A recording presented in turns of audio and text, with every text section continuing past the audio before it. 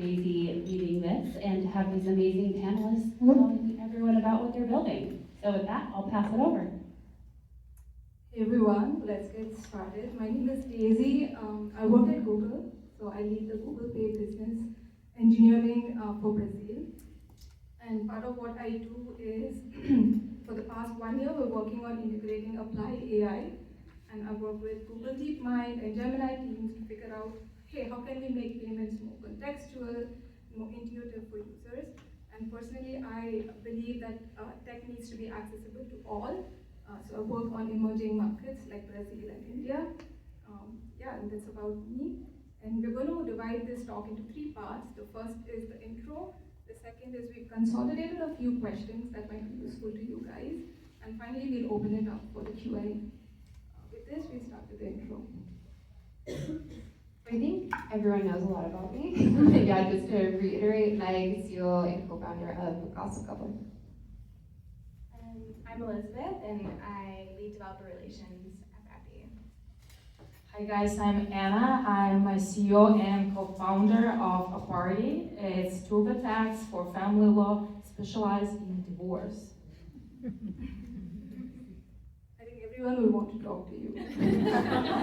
Hopefully not. Some managers. Okay, let's get started.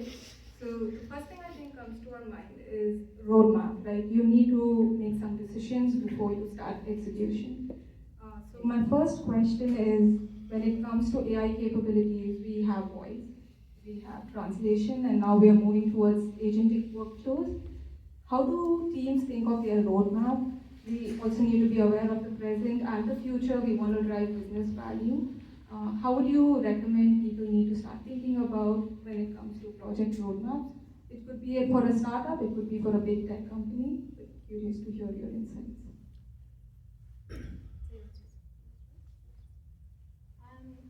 Yeah, I can speak on the voice part. We're seeing a lot of companies starting to think about integrating voice, and I guess this extends to AI just broadly. They're thinking about this like 3 quarters out, for example. Like they're coming to us and they're like, we want to be building this in Q3. And so, but generally, like every company I've worked at Vapi, we're thinking about every single part of like the company and how to make it faster and easier with AI. Just because you move significantly faster. And so I think like every thought process that when you're brainstorming a product, you just need to be like turning this muscle on all the time. And it takes some work because it's not very intuitive, but it should be a dedicated part of your planning to think like, okay, like can this be done easier with AI? Can this be solved better with AI? And I think in like a lot of cases these days, the answer is yes. I would say in probably 90% of cases, the answer is yes, and if not more. And so I think that needs to be like an actual part of brainstorming, like a part of PRDs, basically. Yeah. I can add about the product roadmap. I think it's important to separate 2 things. One is a product roadmap you're creating as a founder, as an engineer, as a product manager, and then there's a roadmap which is driven by your users. And sometimes there's an overlap, which means you probably found product market fit, or sometimes there a little bit no overlap, and something you thought will be useful for your users is actually not being used. AI for us, like in general, I think helping test hypotheses much faster. You can look into the data, look into the benchmarks people already created. Like I know, I said the TurboTax, for example, right? I can start exploring and say like, what was TurboTax hypothesis in the beginning? How like input of the data was done? What they found? With AI, we now can input not only forms, we can do voice to text, we can do video to text, right? This is another type. And this is an A/B testing part of your product roadmap to understand if users actually will use still forms or they will use voice, which I actually love. I like ChatGPT voice a lot. Yeah, I'm also interested from Elizabeth building on that, like what are the main features that you see teams that you're working with building into the product roadmap that have voice? Okay, I'll tell you one very interesting one that I actually was talking about today with. This company does web research for particular industries, and they automate that. They are looking to do that with voice for industries where they don't have a lot of information accessible on the web. So they're looking to make phone calls to people that have industry expertise, and then use that to populate, like the requesters of the data to populate that. Yeah, so that's like a very interesting one. I think obviously there's a ton of like all of your customer support. I just built a voice agent into our docs, into our documentation, like our developer documentation. It's doing about 1,000 minutes a day, which is the cost of about a full-time employee, and almost at that. And just looking through the logs, it's like actually solving people's problems, like, and it's solving people's issues with the docs. And I think it just ramped up to 1,000 minutes a day, like literally overnight. And it just shows that like people really prefer to talk about the things that they are concerned with, and it is significantly more natural for them to talk about it than to type it. We're used to like solving problems with voice. When you solve problems with your team, if you're on Slack, it's like not, it's so much better to be in person. So I think if you do have any level of customer support, I would really think about that. Yeah, I can add 2 cents when it comes to big tech. How do we think of it? We figure out like what is the true moat that your company has, and that needs to be figured out on your roadmap. And you should have the runway saying, hey, if these AI capabilities get better, my business does better. Like that should kind of be the vision, and I think you'll put yourself on the right track in the future. So given that, I think the next topic on roadmap is talent, right? You need talent to execute your AI vision, but not everyone is educated on it, and you could have teams like from marketing, from privacy, from legal, who has no idea on AI, but your business entirely relies on it for liability issues. So how do you cross-pollinate teams, like educate them on AI? I'd love to hear from Meg and Anna. Yeah, so I mean, we're a small team, right? There's only 5 of us currently, so we haven't had to really deal with this at scale, right? And I think there is still a lot of hesitancy around using AI for people who are not used to it. But it's like the tools are becoming easier and easier, and I think it's just about setting that culture kind of from the beginning when you're hiring people and bringing them in, that like you have the kind of list of tools that people should be using day to day to, like what Elizabeth was saying, like it speeds up every single task you do. So regardless if you're actually coding anything, like you should be using it in the everyday workflow. So I think it's just about kind of like setting that in the culture at the beginning. I am looking usually into 3 important things in people who, like, we're also a small team, but I hired a lot of people. And especially right now for product managers or for people who I want to be on the team, I'm looking for 3 things. The one is curiosity, that you are hungry to learn new things. There's so many things happening right now on the market. You can be a little bit overwhelmed, but if you're curious, you find something. The second one is a product vision. If you're asking the right question, how your customers will use, what's the end, it's okay to have some overseeing, like I'm also missing some stuff when I'm not asking enough questions, it's just a process.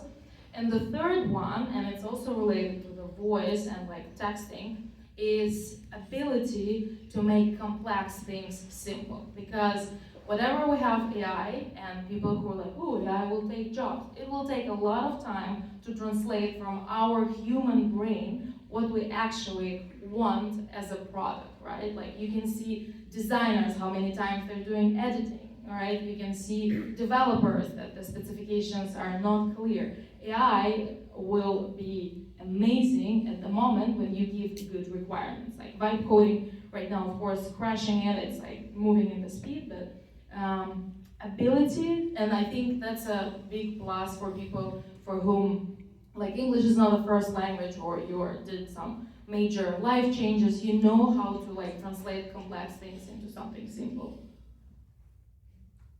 Cool. I think I next want to talk about the users.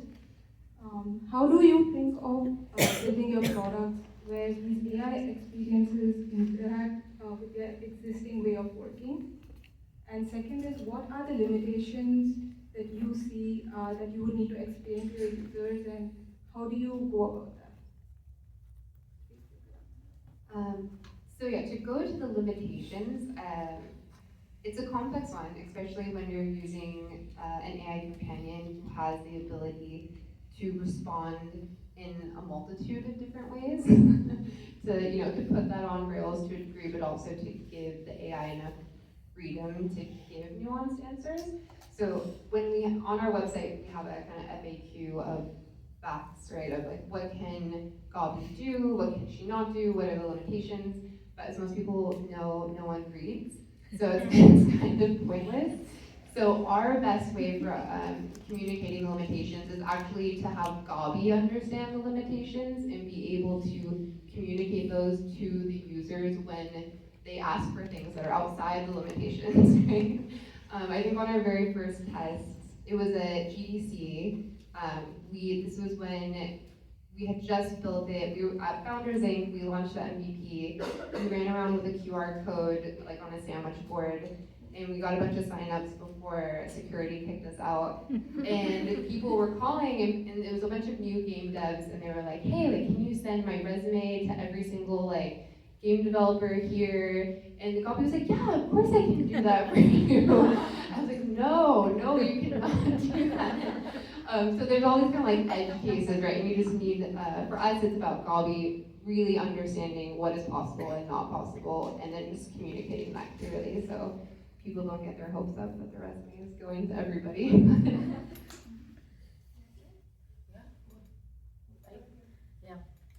I hope you're not tired. I'm very opinionated.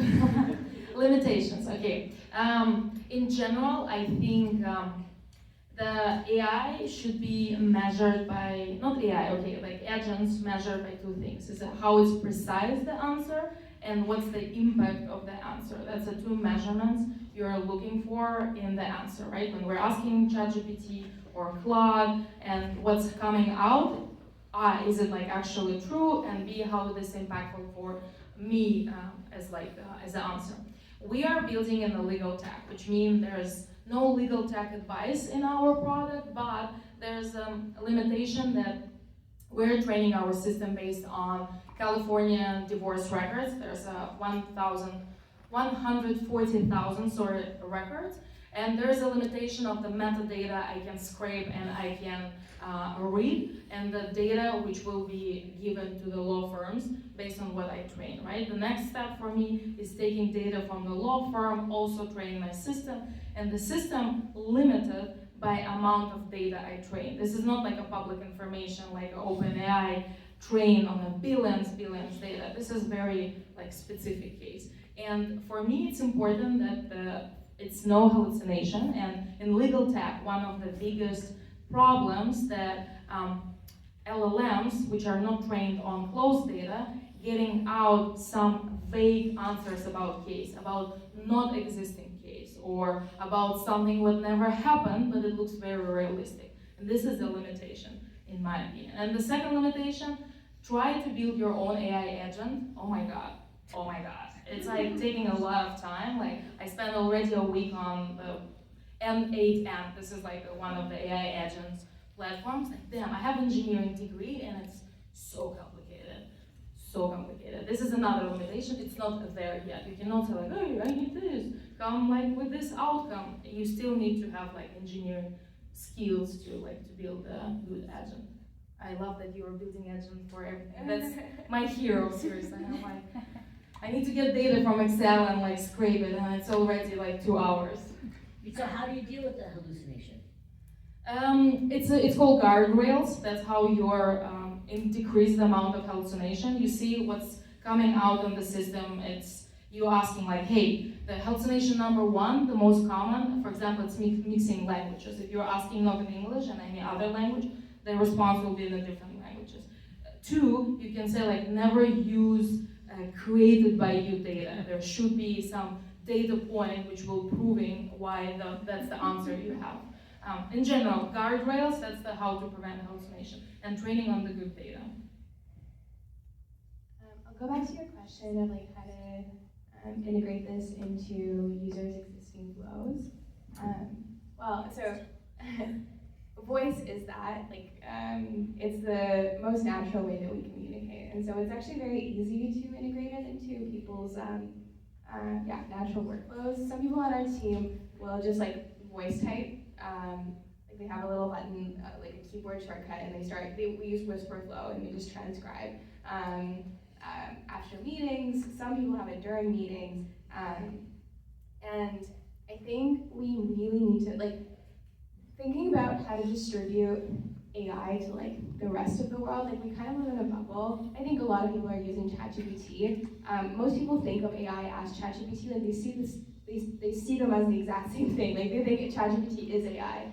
And so thinking about like what is the next step, like how do we actually distribute this to the rest of the world? I think it is like extremely important to think about people's existing workflows and like how to add AI into their workflows rather than try to recreate their workflows. And I see a lot of AI products trying to rethink the way that users just behave in general, which I think is like there will be a paradigm shifting, products. Like I think OpenAI might release something that like really changes user behavior, but with a hardware product, for example. But I think otherwise, trying to change user behavior generally is unsuccessful. And so like when you're designing, instead of thinking of AI as like a way to necessarily like innovate on the user experience, we need to be like meeting people where they're at.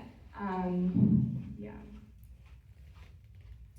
I know I asked the question, but I think kind of the answer is there is no way you can educate the user to behave in the right way. What you can do as if any of you are product managers is learn the habit of using evals and trust your engineers to write the right prompts to make sure the system behaves the way it is. So we are at a point where it's kind of like a best effort, but you have increased the probability of making the system behave the way you designed to. That's how it works. Now moving on, I think the question is for Elizabeth on the technical challenges. For voice, as you said, there's also emotions, there's latency, there's speech recognition, there's localization for users across the world. So how do you come across those and how do you address these challenges? Yeah, so with a lot of your other AI experiences, the latency doesn't actually matter as much. Like when you're coding, for example, the metric that you're measuring is like the quality of the output rather than the speed. So if you're using cursor, like if Claude 4 takes 4 seconds to generate something, you're fine. You're fine sitting there because you know that the output is going to be great. The issue with voice is if it takes over like 600 to 800 milliseconds, a person on the other end has enough time to have a thought. And then at that point, they start to think about the fact that it's slow.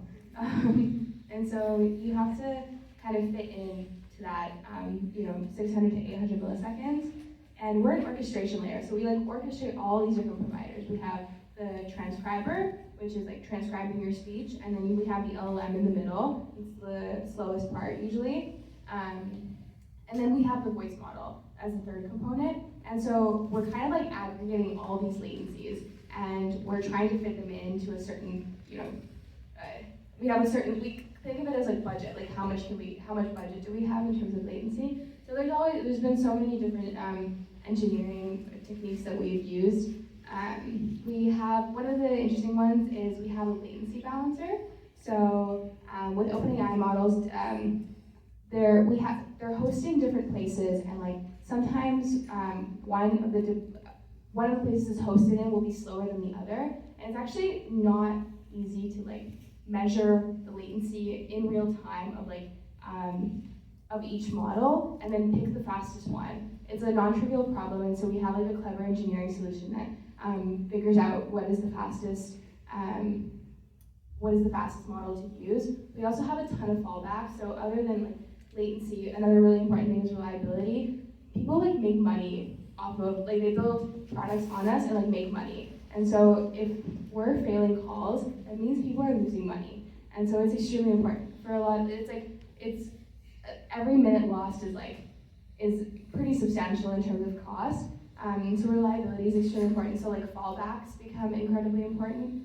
Like making sure that when we're failing, like we're spinning up a different provider to take place of the failing one. Yeah, and there's a lot of other like technical stuff that I won't go over, but latency is like one of the three most important things in voice, and I'm very excited to like get to a point where it is like perfect. If you're thinking about the absolute like fastest latency, you should try using so we use 4.0 like GPT 4.0 as the default, but if you're willing to sacrifice a little bit of intelligence for something that's faster, Grok hosted on Cerebras, Llama hosted on Grok or Cerebras is very fast. It can be 100, 200 milliseconds. And then also trying Gemini's models, very fast, yeah. I think 2.5 Flash is probably like the best option right now in terms of trade-offs of like latency to speed to cost. Yeah, so good job you guys. Yeah. I think my final question before we jump on to the Q&A would be the ROI. How do you measure success with the AI? Because I think there's a happiness factor, there's this NPS score, things you cannot measure, but how do you go about that? Yeah, so for us, so every event that we have been doing so far, we're basically testing and experimenting with new first-time user experiences and understanding how, the very first message we send changes conversion rate, how, the language that we use, a lot of people talked about, has been worked on a lot. And so for us, the main metric that we're currently focused on at our stage is how do we get people to become a full interactor, right? So about 86% of the people who signed up for this event opted into using Vapi. But what we really want to know is like who actually went through a full interaction and got what we call the successful connection, meaning that they both followed up on the email. And so that's our kind of like our metric that we're trying to check, right? Because everyone can just like press a button and say that they're opting in and that they're going to do something, but we really want to see, okay, did they actually get value out of this and improve it throughout the whole flow? Some form of call to action. Yeah, so basically, it's not even a call to action, it's the fact that they follow through on having the conversation with Vapi, and then we make that connection, and then they follow through on actually meeting that person. So we can see like, okay, they took a lot of action to get to that part of the flow in the process. Yeah. I mentioned about precise and impact. This is the good metrics to measure. And surprisingly, a lot of time, there's actually a manual score where you are testing with your clients outcome or like the results of the AI chatbot or AI agent, and you are literally giving to your clients responses you get, and the clients giving like a measurement from 1 to 5, and you're calculating how good were responses. It's usually being tested on like 20 to 100 questions where you're testing and see if it's accurate or not, like again, if it's a precise. And another thing, which we are pretty often skipping with you when we're working with ChatGPT or with Claude or with Grok, it's giving thumbs up, thumbs down. And you can train the system really well if you will helping with like your answer. This is a good ROI, like the clients who get used to, or like people who get used to this, they're giving the most valuable information for developers that the answers were good or not. That's my measurement of ROI. Like we have AI intake in the beginning, because the divorce process you first need to do like dissolution of marriage. This is the first form, and our measurement there, again, it's a precise. When you're typing something, is the system understand what you were typing? Because the questions are similar, like are you married, are you separated, yada yada yada. But everyone can say like I am still married, we are married. I don't know what does it mean separation date, like give me explanation.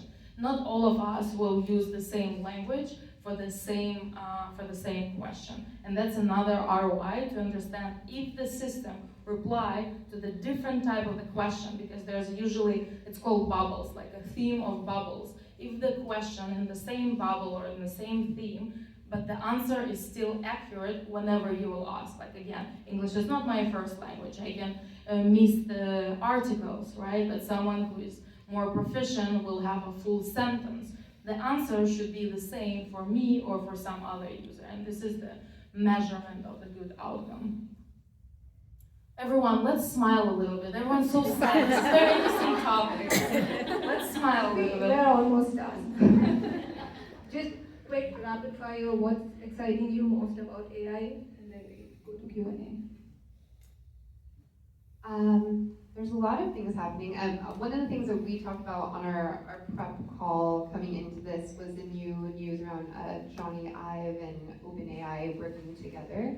And they haven't actually properly said what the device is going to be, right? But there's a lot of speculation that it's going to be. They've said it's a voice thing. I mean, not fully though. They kind of said it was a voice thing. But so What else is it good? let's say that we're all assuming it's a voice thing. I think that's super exciting to also see how much more the habit of speaking to voice AI is going to kind of like infiltrate everyone's lives in an exciting way. Because I do think it frees us from being on screens and having to type, and I think we get much more rich information. So like I said in the beginning, I think everyone here texted with Gabi, but we do have some people who call. It's like 1% of people who call with Gabi right now. And the conversational data is so much richer. Like it makes a much more interesting profile. They seem to have just a blast while they're on the phone call. So I really do believe it's a more interesting and fun user experience. And they also seem to kind of like have more of a banter with Gabi that I think also gives us different interesting information about their personality. So I'm excited for that future to come, and so that Gabi can make more interesting connections for people with that data. Yeah, I'll kind of just jump on that. Like, I think we're talking about this collaboration between Johnny and OpenAI. It is definitely going to be a voice product, and it is going to, if they do a good job and they distribute it very well, I think people will come around or discover the fact that that voice can be used in so many different use cases. Like, we'll just become used to it. It'll just become a normal part of our lives.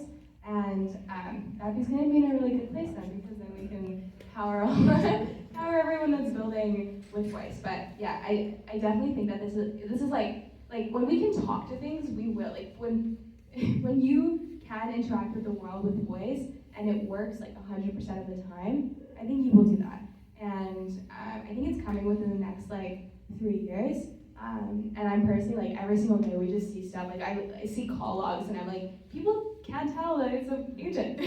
Like try calling a hotel in the area with an agent. They can't tell until it starts saying, like 333 John Street. Zip code 3333. Yeah, but otherwise, yeah, people can't tell. So I'm really excited for that.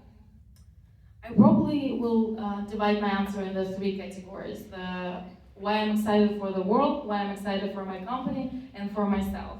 For the world, I'm excited that the research is much faster, which means there will be more medication and find out there's diseases will be solved, and this is coming, and this is very exciting because that's the problem for the humanity for many long years.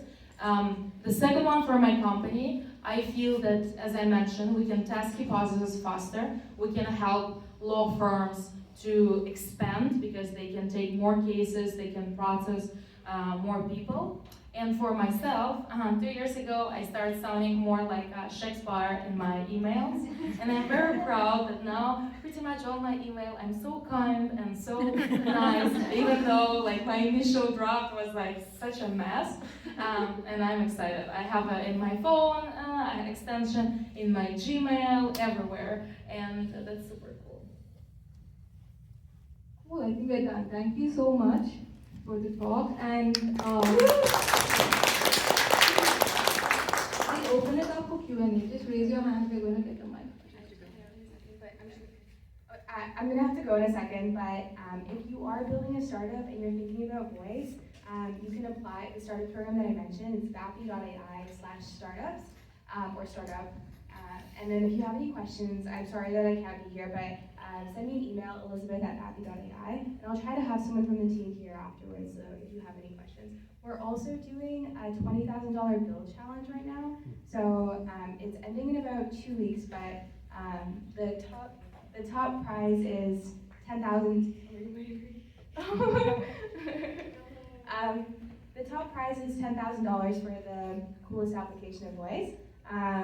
Yeah, so that's vapi.ai/build if any of you are interested. Okay, thank you. Also, if you want to get an intro, you can text Gabi and ask to get intro first. So yeah. Can you repeat those things? Vapi.ai/build and then vapi.ai/startup. We'll include it in the follow-up email. Yep, thank you. All right, we've got a question over here. First of all, thank you so much for the session. And Elizabeth, I do think voice is the future. I have two questions. The first one is around trust. We live in San Francisco and it can be a little bit of an echo chamber where everybody's an early adopter. But for people who don't trust AI, how are you guys thinking about that when you're building your product? That's my first question. The second question is about diversity. Daisy, you touched upon localization, but the data diversity also informs how well your agents are able to perform for different tasks. How are you guys thinking about that within the brand? Thank you. I can answer that. I work on emerging tech, and the data we see today is everything that's available on the net, right? All crawled. Data that's available. But there's also a lot of data that's textual. It's very localized to certain countries. So what we do is we work either with telcos or other partners to figure out ways where we could build models by sharing data. This doesn't happen at Google, I'm not sure, but I'm sure this happens. I've heard this happen in the other big tech firms. So there are ways that you put in the effort and work with local companies that are big and have data, good data governance as well, to improvise and fine-tune models. Yeah, so I think the way that I've mostly been thinking about trust is probably in a different way than what you're talking about to a degree, but I think a lot of people feel uncomfortable, right, talking to AI or even trusting that an AI is going to be able to make valuable connections for them when there has been no prior proof, right? And so something that we're working on for our next event is like, how can we gain trust faster, right? Like time to trust, right? With Gabi, because that's when you're also going to give Gabi more interesting information about what you're doing. So we're trying to think like, before we've even asked you to do anything, how can we just add value to you by giving you more context and data about every single person in the room, right? So right now, for people who signed up, you know, Gabi asked you like, oh, hey, who do you want to meet? Tell me about you. Like, we ask for things first. So how can we give things to you to gain trust before we've even asked you for anything, right? And it could be as simple as like, hey, here's the list. Here's what I know about you from the LinkedIn profile that you shared, and I think you'd be great to meet with Holly. If you give me more information, I can like make that even better for you, right? So it's like, how can we incrementally continue to gain trust with people, like in any human relationship that you have, right? Like, how can we kind of like mimic that give and take of value? That's the most common questions from investors about the trust, because we're in the legal, very outdated space. Trust, I think, with such a difficult in adoption spaces, built through education, because they are understand, like one of our marketing slogans is saying, AI will not take lawyers' job, but lawyers who use AI will. And I think education of like telling customers like, hey, it will increase your efficiency, operation, increase your revenue. That's how you build the trust. The second part is like information, and for example, for people in the legal outcome, what I mentioned before, precise, this is something they rely a lot on, like believing into the product. And sometimes it's taking a little bit of time to like educate, but there are always early adopters who trust. We're in the Bay Area where it's early adopters and people are ready to jump, but if you're going to Arkansas, for sure, a huge market, but it will be much more difficult. What was the second one? The trust and the second? Diversity. How are Diversity. you thinking about like serving different needs when there may not be data that supports that?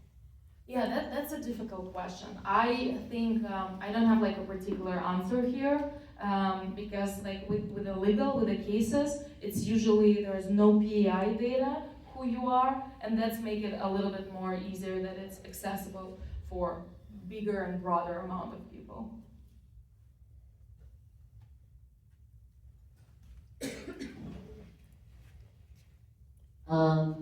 Just a comment and a question. I thought it was really interesting, Meg, how you start the connection on SMS and then you move to email, where you could stay in SMS and connect people on SMS. So I was curious, like that choice. I thought that was interesting. But my question for both of you is: so you have all these chats. How are you monitoring them? Have you built like another AI to read all the chats to see if it's going off the rail? Like, what's your visibility and what's the percentage of, like, I don't know if you would call it error when the chat is saying something like inappropriate or off topic or talking too long? Like, how, obviously, that QA of all the chats.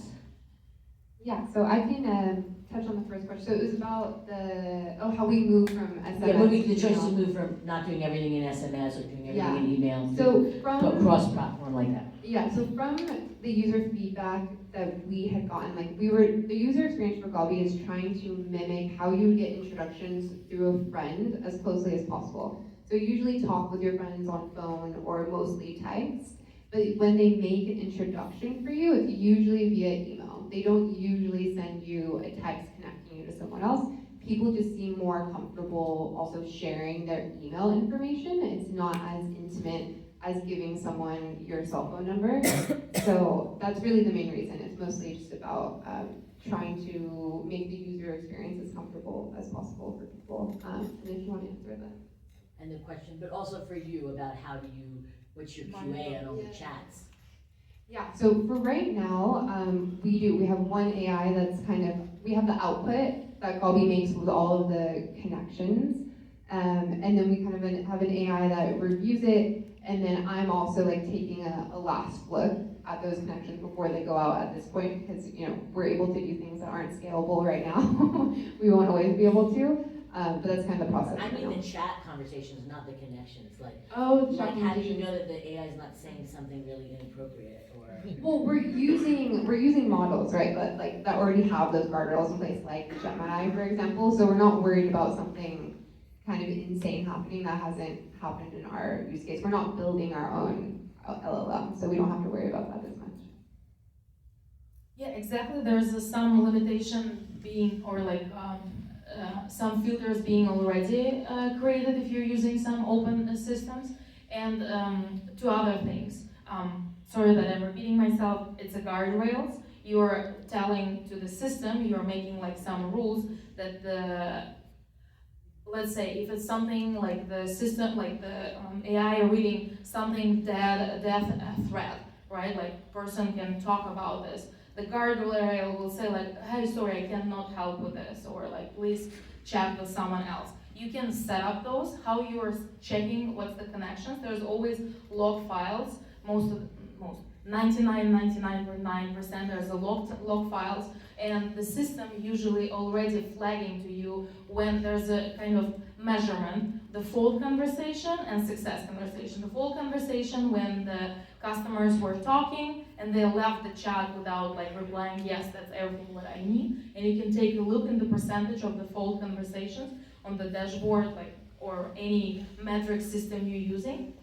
And then for errors, there's also, if you're using open systems, there's also, on the back end, there's a technology, there's a if statement, like if the error appear, it will show on your dashboard, like there's a failed conversation, because failed could be user dropped, or the chat or like AI agent were not able to reply to the answer.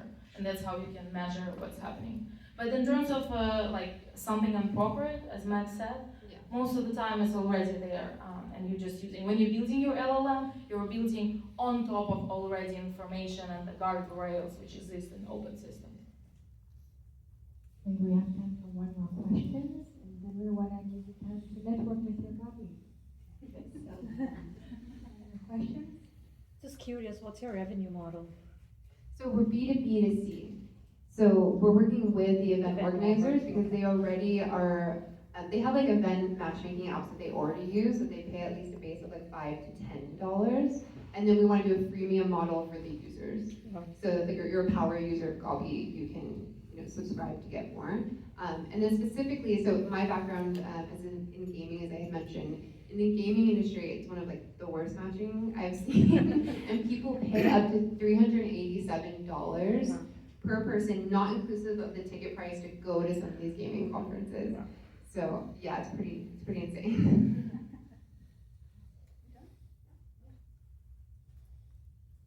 Okay, let's give it up for our panelists. Okay, we want to announce the winner of the tour, and it's Miss Jazz Bell.